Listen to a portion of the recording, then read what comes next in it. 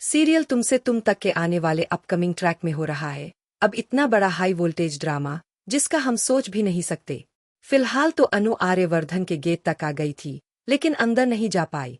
एक बार फिर से अनु आर्यवर्धन के घर नहीं पहुंच पाई। लेकिन जहां एक तरफ मानसी ने सीक्रेट रूम की चाबी मांग ली है वहीं अभी भी वह उस रूम को खोल नहीं पाएगी।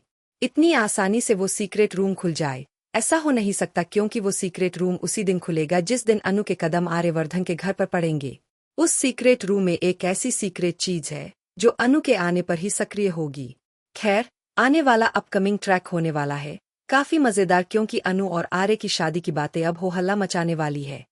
जहां अनु के माँ बाप और आर्यवर्धन की माँ दोनों की मुलाकात होने वाली है क्योंकि आर्यवर्धन की माँ पहुंचने वाली है चांदनी चौक में पुष्पा के घर पे और वहां जाकर अनु और आर्य की शादी की बात करेगी।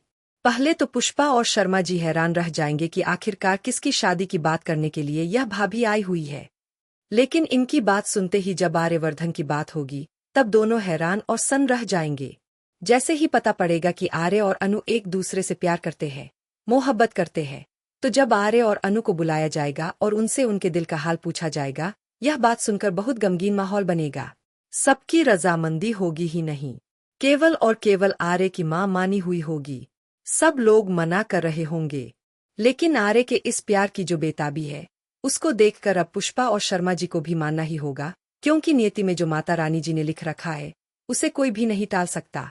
और सिद्धि माता ने ऐलान तो कर ही दिया है कि अब हो चुका है इस जंग की शुरुआत, और शुरुआत तो हो ही चुकी है दोस्तों, क्योंकि आर्यवर्धन और अनु ने जो राजनंदिनी का चैप्टर खोला है अब वह चैप्टर खुल चुका है और अनु के अंदर जो राजनंदिनी की आत्मा जागरूक हो गई है उसे अब कोई नहीं दबा पाएगा।